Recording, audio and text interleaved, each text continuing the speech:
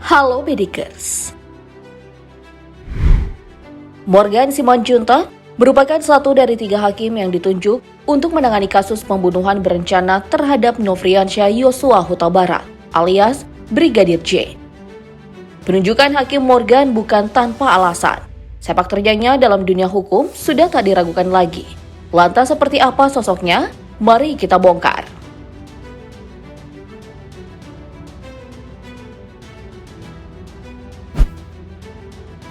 Morgan Simanjuntak merupakan hakim ternama yang lahir pada 22 September 1962.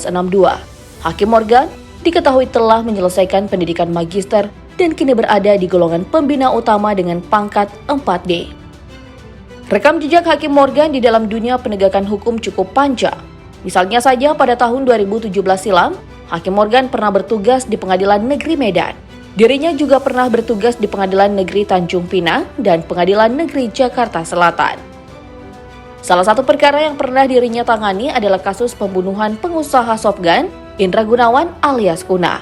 Tersangka dalam kasus ini adalah seorang pengusaha batubara bernama Siwaji Raja. Dalam keputusannya, Hakim Morgan membebaskan Siwaji Raja. Keputusan ini sontak membuat pihak keluarga Kuna mengamuk hingga mengobrak-abrik isi pengadilan. Pada saat itu, Hakim Morgan mengabulkan gugatan sebagian Siwaji Raja. Alhasil, Siwaji Raja harus bebas demi hukum dan dinyatakan tak bersalah sebagai tersangka pembunuhan Indra Gunawan. Usai pembacaan vonis, Majelis Hakim Morgan Simanjuntak lantas keluar melalui pintu belakang ruang sidang. Anggota keluarga Kuna yang naik pitam pun mencoba mengejar hakim namun tak berhasil, sebab Majelis Hakim langsung diamankan oleh security Pengadilan Negeri Medan. Masalah ini masih berlanjut di luar ruang sidang. Nasib Hakim Morgan usai membebaskan pembunuh Kuna terus mendapat kecaman. Perkara pembunuhan yang ditangani Hakim Morgan cukup banyak. Salah satu perkara yang juga menjadi sorotan publik adalah kasus pembunuhan 2 anak tiri yang dilakukan oleh Rahmat Syah. Sedangkan 2 orang korban bernama Ihsan Fatila yang berusia 10 tahun dan Rafa Anggara yang berusia 5 tahun. Tersangka menghabisi nyawa korban dengan cara membenturkan kepala kedua bocah ini ke tembok. Tindakan ini dipicu rasa kesal Ratmansyah dengan perkataan kedua anak tirinya yang dianggap menghina. Kedua korban ini menyebut ayah tirinya pelit karena tak memberi uang jajan. Alhasil, Hakim Morgan menjatuhkan vonis 15 tahun penjara kepada Ratmansyah. Nama Hakim Morgan Simanjuntak cukup terkenal. Dirinya adalah hakim yang pernah menolak pra-peradilan seorang tersangka korupsi. Tersangka korupsi yang ditetapkan oleh KPK ini bernama Richard Joslino yang saat itu menjabat sebagai Dirut PT Pelindo II. Kala itu RJ Lino mengajukan pra-peradilan melawan penetapan tersangka oleh KPK pada 25 Mei 2021 lalu. Hakim Morgan juga pernah menjadi satu-satunya hakim yang menolak pra-peradilan Masyarakat Anti Korupsi Indonesia atau MAKI kepada KPK terkait dengan sosok kingmaker dalam kasus Joko Chandra. Dalam bertugas, Hakim Morgan Simanjuntak tak segan-segan menjatuhkan vonis hukuman mati. Dirinya pernah memvonis hukuman mati kepada seorang bandar narkoba bernama M. Rizal alias Hasan. Pada sidang yang dipimpinnya, Hakim Morgan memutuskan Rizal bersalah atas kepemilikan 85 kg sabu dan 50.000 butir pil ekstasi.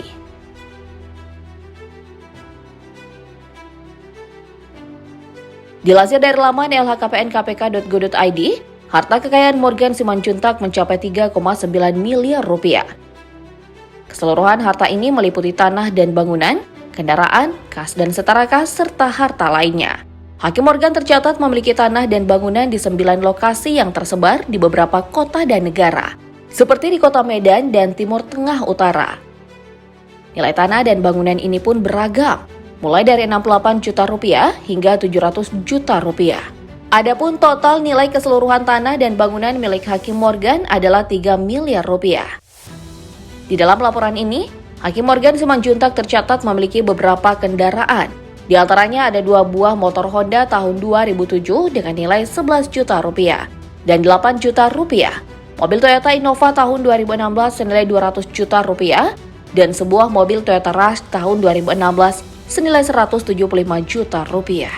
Selain itu, Hakim Morgan juga memiliki harta bergerak lainnya senilai 128 juta rupiah, serta kas dan setara kas senilai 404 juta rupiah.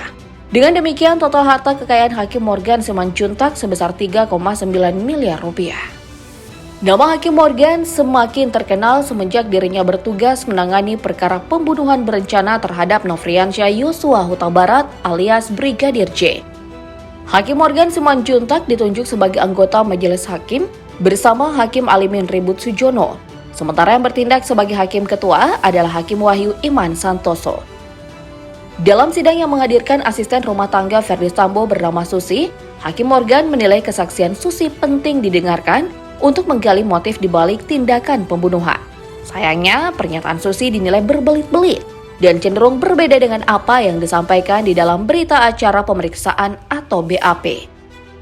Hakim Morgan juga sempat menanyakan kepada Susi perihal mengapa Putri Chandrawati tidak memiliki ajudan seorang polisi wanita. Susi pun menjawab jika semua ajudan sang majikan merupakan laki-laki. Hal ini pun mendapat sorotan dari Hakim Morgan. Sebab dalam sepengetahuannya, ajudan istri seorang jenderal itu harusnya perempuan juga. Adapun Ferdy Sambo dan Putri Chandrawati didakwa melakukan pembunuhan berencana terhadap Brigadir Yosua bersama Barada Richard Eliezer, Bribka Riki Rizal, dan Kuat Ma'ruf. Di dalam dakwaan ini disebutkan Ferdy Sambo merupakan orang yang memerintahkan Barada Eliezer untuk menembak Brigadir Yosua. Sementara sang istri Putri Chandrawati berperan sebagai orang yang melaporkan dugaan pelecehan yang konon dilakukan oleh Brigadir Yosua. Pelecehan ini disebut dilakukan di rumah pribadi di Magelang, Jawa Tengah. Mendengar laporan dari sang istri, Ferdy Sambo tersulut amarah dan merencanakan pembunuhan terhadap sang ajudan dengan melibatkan Barada Eliezer, Bribka Riki, dan Kuat Ma'ruf. Brigadir Yosua pada akhirnya tewas ditembak oleh Barada Eliezer atas perintah Ferdy Sambo di rumah dinas.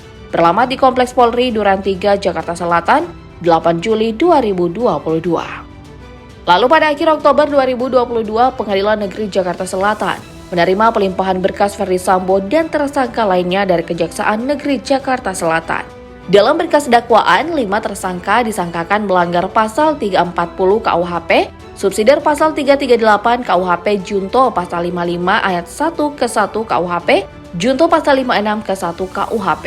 Mereka adalah Ferdy Sambo, Putri Chandrawati, Barada Richard Eliezer, Bribka Riki Rizal, dan Kuat Ma'ruf.